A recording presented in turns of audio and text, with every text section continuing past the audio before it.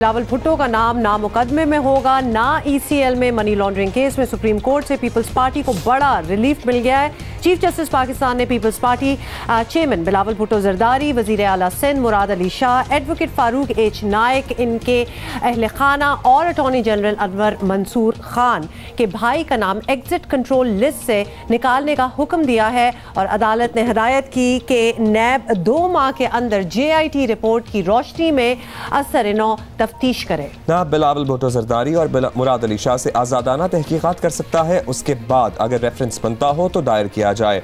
हुकूमत का इस पर मौक़िफ़ है कि ECL से नाम निकलने के बावजूद किसी को भी तफ्तीश से इस्तिस्ना हासिल नहीं। भुट्टो साहब का नाम और मुराद अली शाह साहब का नाम ECL से निकाल दिया जाए। सुप्रीम कोर्ट के बाकी तमाम अहकामात की तरह ये हुक्म भी हमारे सर आँखों पे, और नैब को कहा गया है कि 2 महीने के अंदर वो तफ्तीश करे। उस तफ्तीश में वो अगर चाहें तो मुराद अली शाह साहब को भी एसोसिएट करें। JIT कंटिन्यू करेगी और नैब की तफ्तीश को असिस्ट करेगी। रिपोर्ट के अंदर तो नाम निकाल दिया, लेकिन जो रोल आपको अलर्ज किया गया है उस रोल के लिए आपकी जवाबदेही ज़रूरी है। दौरान समाज चीफ जस्टिस ने रिमार्क्स दिए कि सिर्फ सियासी पॉइंट स्कोरिंग के लिए बिलावल भुट्टो जरदारी और मुराद अली शाह के नाम शामिल किए गए। इस पर पीपल्स पार्टी ने हुकूमत को सख्त तनकीद का निशाना बनाया।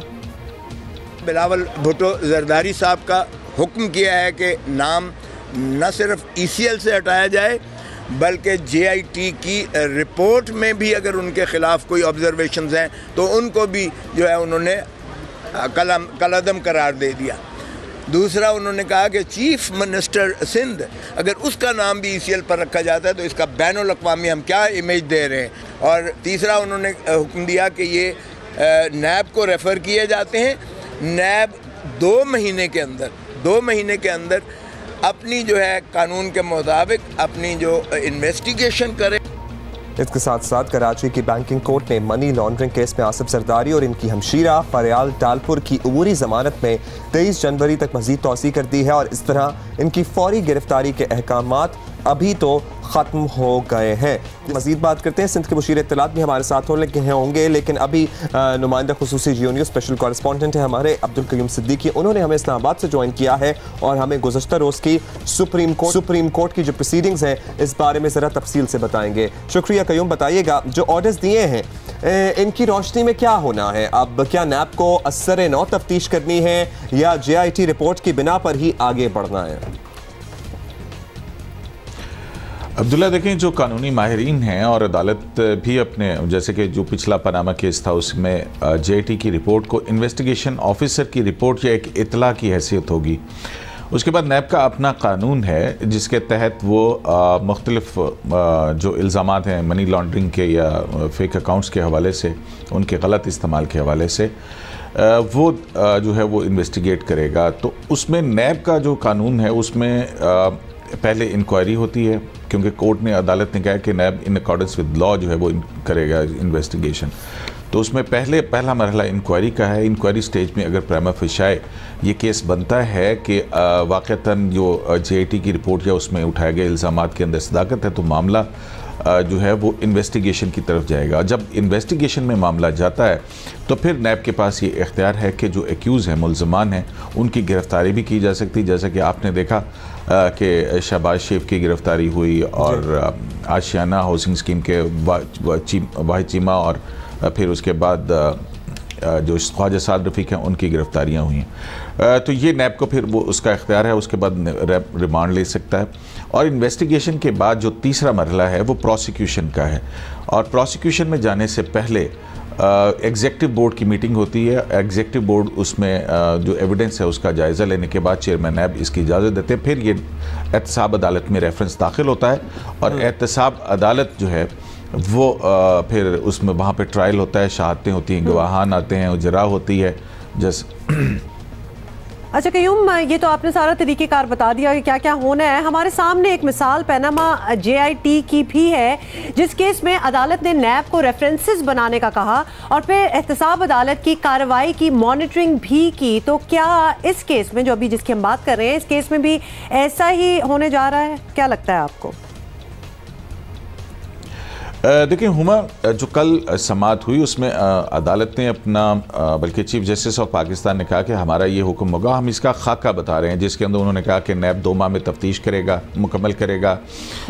JIT से बिलावल भुट्टो का नाम निकाल दिया गया, ECL से दीगर नाम जो हैं वो निकाले गए, लेकिन इसमें जो और ये कहा गया है कि फ़्रेश तहकीकात करेगा। अब इसका जो तहरीरी ऑर्डर है वो भी मुकम्मल तौर पर नहीं आया है। अगर हम देखें तो पनामा, जैसे कि आपने हुमा बात की है, पनामा JIT में बड़ा सुप्रीम कोर्ट ऑफ पाकिस्तान के जो 5 रुकनी बेंच था उसमें एक स्प्लिट आया था। 3 जजेस ने फिर ये हुक्म दिया था JIT तश्कील देने का, और फिर JIT का जो मैंडेट था उसमें जब ये सारी रिपोर्ट आ गई तो फिर जो हतमी था उसमें 6 हफ्ते के अंदर JIT की रिपोर्ट और नैब को कहा गया था कि ना सिर्फ ये कि इस रिपोर्ट की बुनियाद पर रेफरेंस कायम किए जाएँ, बल्कि वो रेफरेंस 6 हफ्ते में अपनी तफ्तीश मुकम्मल करने के बाद एहतसाब अदालत में दाखिल किए जाएँ, और फिर एक जज जो हैं सुप्रीम कोर्ट ऑफ पाकिस्तान के जस्टिस एजाजुल अहसन, उनको मॉनिटरिंग जज भी मुकर्रर किया गया था। तो अभी तक यहाँ पर नहीं हुआ है, लेकिन जो कल के रिमार्क्स थे उसमें अदालत का ये ज़रूर कहना था चीफ जस्टिस ऑफ पाकिस्तान का कि जो कंटिन्यूस रिट ऑफ मैंडमस है अब वो हम रखेंगे, यानी कि जो तफ्तीश होगी उसकी निगरानी सुप्रीम कोर्ट ऑफ पाकिस्तान करती रहेगी। तो ये अभी इस तरह का कोई टाइम फ्रेम सुप्रीम कोर्ट ने नहीं दिया, और अभी क्योंकि तहरीरी हुक्म आना है तो लिहाजा हमें उसका इंतजार करना होगा। अच्छा, तहरीरी हुक्म आना है तो ये कबल अज़ वक्त होगा इन दोनों केसेस। ऑब्वियसली केसेस की नौयत मुख्तलिफ हो सकती है, लेकिन स्टैचर पर्टिकुलरली अगर जरदारी साहब नवाज शरीफ का देखें तो एक जैसा है। तो अभी कबल अज़ वक्त होगा कंपैरिजन ड्रॉ करना इन दोनों केसेस के बीच में और फिर इनकी प्रोसीडिंग्स में सुप्रीम कोर्ट की तरफ से जो अहकाम आए हैं उनकी में। जी हाँ, बिल्कुल। अब ये देखिए ना कि पनामा JIT इसी तरह के मनी लॉन्ड्रिंग के इल्ज़ामात, अगर आपको याद होगा, हुदैबिया पेपर मिल्स के हवाले से शरीफ ख़ानदान के ऊपर लगे थे, और फिर वो बहुत अरसे तक मुकदमा चलता रहा। हाई कोर्ट ने फिर ख़त्म कर दिया था, लेकिन फिर पनामा में वो दोबारा से उठा, और फिर सुप्रीम कोर्ट ऑफ पाकिस्तान में नैब ने अपील दाखिल की, और अदालत ने उसके ऊपर ख़ास बरहमी का इजहार किया था। तो यहाँ पर भी इल्ज़ामात मनी लॉन्ड्रिंग के हैं, फेक अकाउंट्स के हवाले से।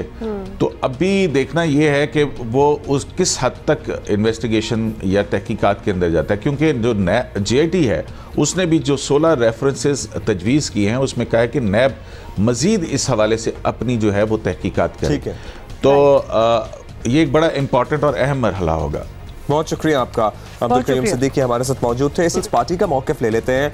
बड़े खुश नज़र आ रहे थे कल पीपल्स पार्टी वाले, लेकिन एट द सेम टाइम आपको पता है ना, बड़ा मज़े की चपकलिश रहती है ऑपोजिशन और हुकूमत के बीच पे। उनकी खुशियों पर पानी फेरने के लिए कोई ना कोई हुकूमती नुमाइंदा आ ज़रूर जाता था। अच्छा, सिंध के मुशीर इत्तलात मुर्तज़ा वहाब हमारे साथ हैं, उन्हीं से बात करते हैं। मुर्तज़ा साहब, बहुत बहुत शुक्रिया हमें ज्वाइन करने का। मुर्तज़ा, ये बताएं कि सुप्रीम कोर्ट ने बिलावल भुट्टो का नाम ECL और JIT से निकालने का कह दिया है। अब तो आप ये नारा नहीं लगाएंगे कि जरदारी सिर्फ बहाना है और बिलावल असल निशाना है। अब तो चेंज हो गई ना चीज़ें। देखिए, मैं समझता हूँ जो सुप्रीम कोर्ट ऑफ पाकिस्तान ने फैसला किया है वो तमाम फैक्टर्स को बरूए कार लाते हुए चीज़ों को देखने के बाद किया है। मैं समझता हूँ इस फैसले में जो पाकिस्तान पीपल्स पार्टी बार बार इस पॉइंट को एजिटेट कर रही थी कि ये बदनीयती पर मबनी प्रोसीडिंग्स हैं JIT की, वो चीज़ साबित होती है कि आज कोर्ट ने भी जो फ़ैसला किया है वो इस बात की अक्कासी करता है कि गलत तरीके से chairman Pakistan peoples party Bilawal sahab का या चीफ मिनिस्टर सिंध मुराद अली शाह साहब का नाम डाला गया था। मैं समझता हूँ जो मामला आगे बढ़ेगा ये और इसकी फर्दर इम्पार्शल इंक्वायरी कराई जाएगी तो बाकी भी जो पाकिस्तान पीपल्स पार्टी के लीडरान हैं, साबिक सदर आसिफ अली जरदारी साहब हों या मोहतरमा फरियाल तालपुर साहब हों, उनके नाम निकल आएंगे। मुझसे ये बताइएगा कि Pakistan peoples party JIT report को मुस्तरद करती रही है, लेकिन अब हुकूमत के मुताबिक तफ्तीश में नैब की मुआवनत JIT ही करेगी। ये काबिल कबूल होगा आप लोगों को? देखिए, मैं समझता हूँ कि जो JIT की बदनीयती थी वो तो एविडेंट हो गई और ये ऑर्डर भी इस बात की अक्कासी करता है। बट बाहर कैफ मैं समझता हूँ नैब एक इंडिपेंडेंट इदारा कहलाया जाता है। गो के बार बार हमें खदशात हैं उसकी कार्रवाइयों पर, but bar bar federal government ये कहती है कि नैब एक खुद मुख्तार इदारा है। तो हम उम्मीद ये करेंगे कि नैब इंडिपेंडेंटली, इम्पार्शली और फेयर तरीके से चीज़ों को देखेगा, तमाम एविडेंसेस को परखेगा और उसके बाद फ़ैसला करेगा कि आया कोई केस शवाहिद के बेसिस पर बनता है कि नहीं बनता।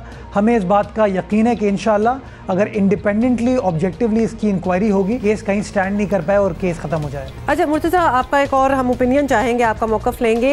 हुकूमत कहती है कि ECL से नाम ख़त्म सही, लेकिन बिलावल और मुराद अली शाह को तफ्तीश में तो शामिल किया जाएगा, ये उनका कहना है। मुराद अली शाह के इस्तीफ़े का मुतालबा भी बरकरार है। क्या सीज़ फायर की कोई राह नहीं निकल सकती? देखिए, मैं समझता हूँ कि इन द फर्स्ट प्लेस जो PTI का मुतालबा था कि वज़ीर आला सिंध अपना इस्तीफ़ा दे दें, वो गलत था, वो बेबुनियाद था, वो एक सियासी हदफ था। बिकॉज वो समझते हैं कि सिंध का चीफ़ मिनिस्टर एक काबिल आदमी है, पढ़ा लिखा आदमी है, उसको चीज़ों को पता है और उसके अंदर वो राइट क्रेडेंशियल्स हैं सूबा सिंध के मसाइल को हल करने के। जब वो सिंध का मुकदमा लड़ता है तो हर फोरम पे वो सिंध का मुकदमा कामयाबी से लड़ता है और फेडरल गवर्नमेंट को एक्सपोज करता है। तो मैं समझता हूँ एक ये साजिश थी पाकिस्तान पीपल्स पार्टी के ख़िलाफ़, बिलावल साहब की चॉइस के ख़िलाफ़ कि उसने एक ऐसे आदमी को चीफ़ मिनिस्टर सिंध के ओहदे पर तैनात किया जो कि चीज़ों को समझता है और चीज़ों को हल निकालने का जज्बा रखता है। तो मैं समझता हूँ ये बेबुनियाद फरमाइश है PTI के दोस्तों की, जो कि सुप्रीम कोर्ट ने भी अब एक्सेप्ट नहीं की है। मैं समझता हूँ इस फरमाइश से उनको दस्तबरदार हो जाना चाहिए और इनके अंदर इतनी इखलाकी जुर्रत होनी चाहिए कि अगर वो ये डिमांड पाकिस्तान पीपल्स पार्टी से करते हैं तो वही डिमांड अपने उन वज़रा से करें जो कि नैब की इंक्वायरी। चलें, लेट्स सी कि आपके दोस्त इस फरमाइश से दस्तबरदार होते हैं या नहीं, लेकिन आप भी बताइए, आपसे भी हम जानना चाहते हैं कि क्या पीपल्स पार्टी अपने मिशन से दस्तबरदार हुई कि नहीं। इस मुकदमे के बाद आपको याद है मुर्तज़ा, तहरीक इंसाफ और पीपल्स पार्टी की गर्मा गर्मी में ये ऐलान भी हुआ था कि चेयरमैन सेनेट तब्दील किया जाएगा। तो पीपल्स पार्टी हट गई मिशन से पीछे या फिर अभी है वो टारगेट? देखिए, मैं समझता हूँ we'll cross the bridge when the river comes. ये एक फ़ैसला पाकिस्तान पीपल्स पार्टी की पार्लियामेंट्री पार्टी करेगी। अभी तक वो पार्लियामेंट्री पार्टी की मीटिंग नहीं हुई, इसके ऊपर कोई फाइनल डिसीजन नहीं है। मैं समझता हूँ वो जो कॉम्पिटेंट फोरम है वो बैठेगा और फैसला करेगा कि आइंदा का लाएअमल पाकिस्तान पीपल्स पार्टी का सेनेट में क्या होना चाहिए। अब ना कबल अज़ वक्त है। ऑल राइट, बहुत शुक्रिया। आपके सिंध के मुशीर इत्तलात मुर्तज़ा वहाब हमारे साथ मौजूद थे।